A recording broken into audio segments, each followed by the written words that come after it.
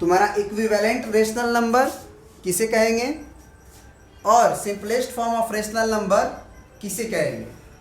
ये दो वर्ड आया है। इक्विवेलेंट नाम से ही क्लियर है, इक्विवेलेंट माने इक्वल जैसा नहीं फील हो रहा है।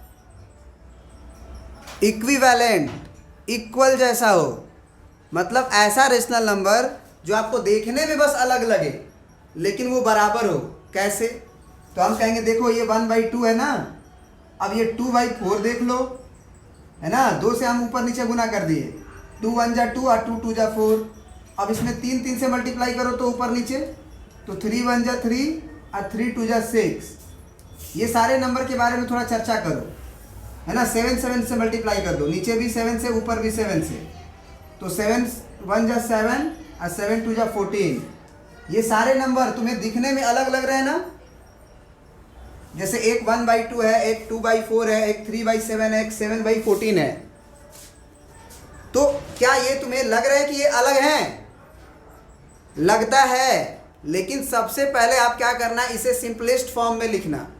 सिंपलेस्ट फॉर्म का मतलब होता है कि और ये दोनों कोई नंबर से डिविजिबल नहीं हो। जैसे ये दोनों नंबर एक के अलावा किसी और से डिविजिबल होगा? नहीं होगा। जबकि ये दोनों नंबर 2 से डिविजिबल है, 2 से ये भी 2 भी कट जाएगा और 4 भी कट जाएगा। मतलब कि 2 जो है वो इसका कॉमन फैक्टर है। तो यदि हम 2 से इसको काटेंगे तो 2 1 जा 2 2 2 जा 4, तो ये भी 1/2 आया अगेन, तो बराबर आया ना। फिर 3/6 है, इसमें भी हम बोलेंगे कि this is not an simplest form, ये एक सिंपलेस्ट फॉर्म में नहीं है। इसे सिंपलेस्ट फॉर्म में बनाने के लिए हमें क्या करना होगा कि इसको काट पीट के ऐसा कर देना होगा कि एक के अलावा और कोई नंबर से वो कटे ही नहीं। तो जैसे हम 3 से काट सकते हैं, 3 एकम 3, 3 दूना के 6, 1/2। फिर 7 एकम 7, 7 दूना के 14। तो ये सारे नंबर्स जो एक तरह से दिखते नहीं है लेकिन वो होते हैं एक ही तरह के, this is called equivalent, equal numbers. समझ में आ गया बात समझ में आया कि नहीं? और सिंपलेस्ट फॉर्म क्या होगा? सिंपलेस्ट फॉर्म का मतलब हो गया कि जब दोनों में कॉमन 1 हो केवल। अब देखो 1/2, इसमें भी 1 से कट सकता है, ये भी 1 से कट सकता है, लेकिन 1 के अलावा कोई नंबर से नहीं कट सकता है कोई भी। तो अब जरा बताओ, ये नंबर 3/8 लिखा हुआ है, क्या ये सिंपलेस्ट फॉर्म है? सिंपलेस्ट फॉर्म है कि नहीं है?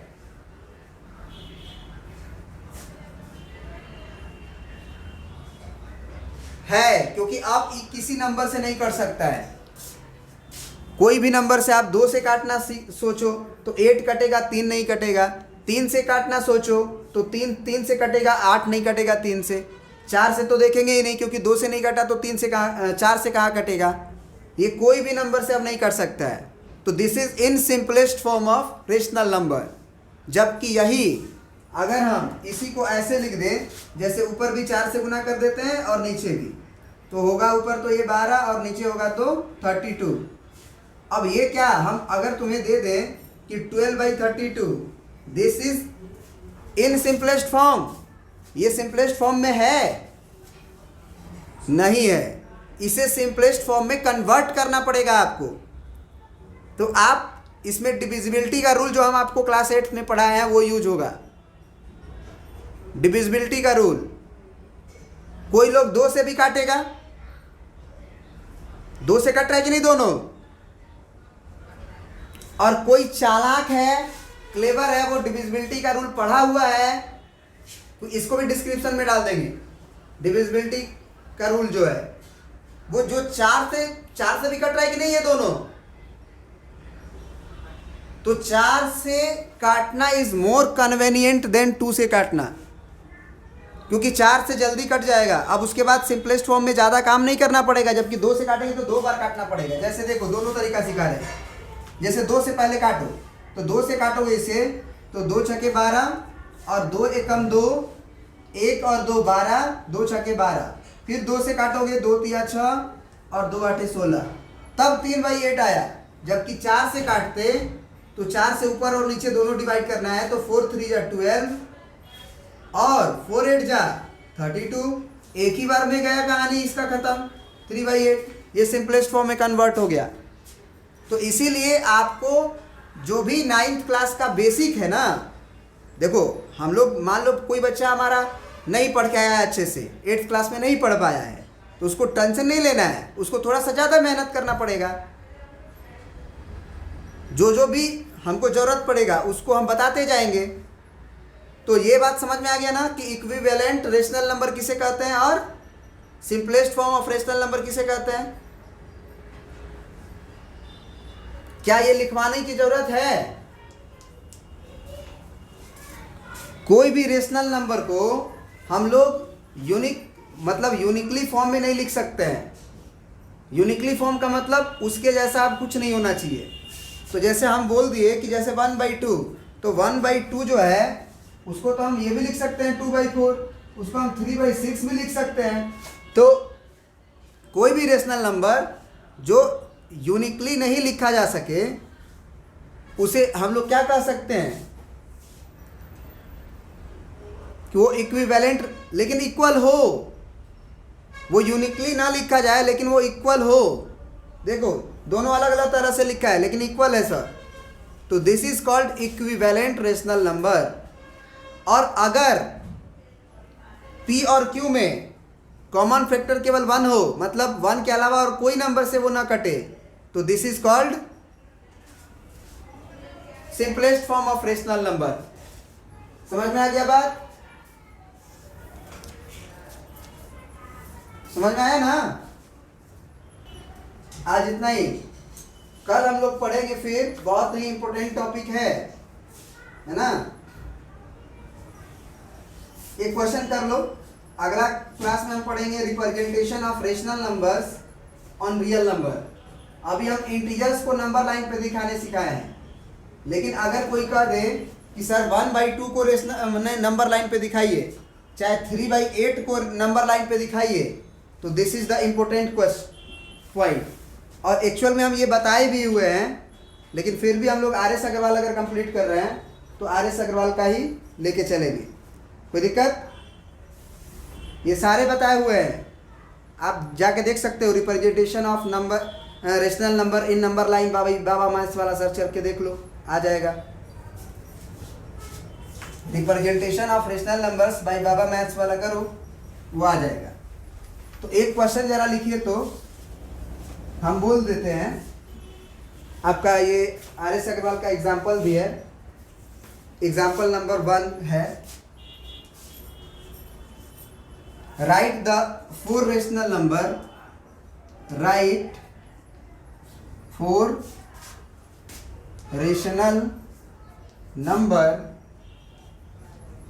इक्विवेलेंट टू इक्विवेलेंट टू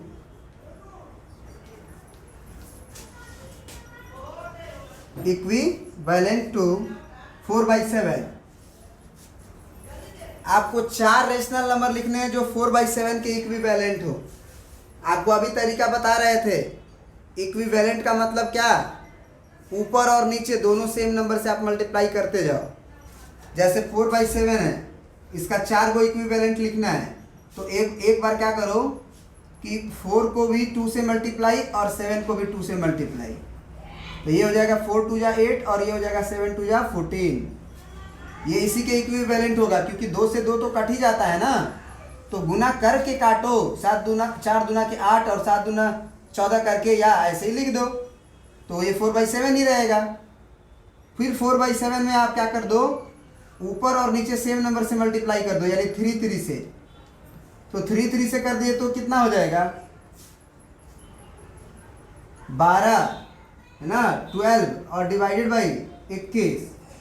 अब तुम यही नहीं, केवल पॉजिटिव नंबर ही नहीं, आप ऊपर -1 से मल्टीप्लाई कर दो और नीचे -1 से मल्टीप्लाई कर दो, तो -4 हो जाएगा ऊपर और नीचे हो जाएगा -7।